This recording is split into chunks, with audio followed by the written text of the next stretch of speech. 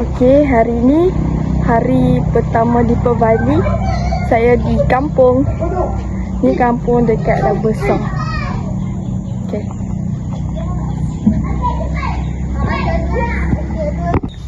Ni budak-budak daripada KL.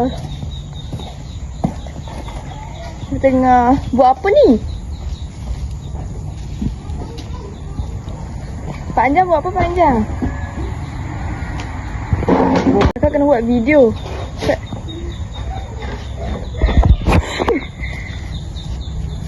Panjang buat apa? Hai, saya budak baru. Nama saya Miau. Miau, miau, miau. Miau. Terima kasih.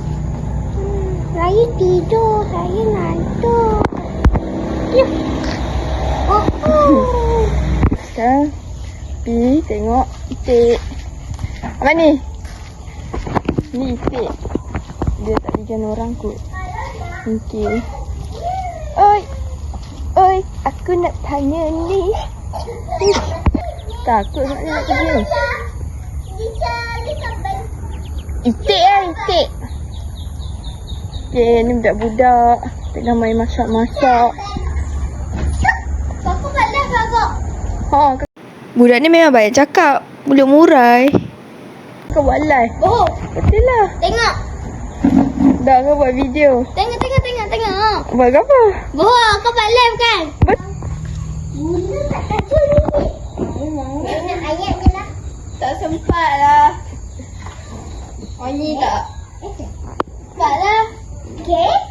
Kau nak minum ke tak? Oh, malu. Cepatlah nyanyi. Tak nak. Jadi bikin kagak. Jawapannya Ina. Dulu rambut kepal dua, sekarang rambut merah. Sekalian bau dia macam kopi. Okay, ni dengan budak-budak.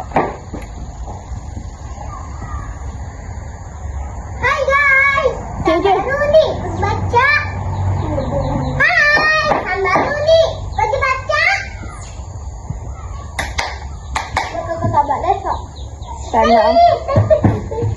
Budak ni dah tantrum dah. Okay, kita pergi berjalan. Kampung.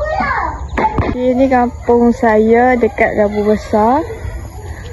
Okay, hari ni memang banyak adik-beradik balik.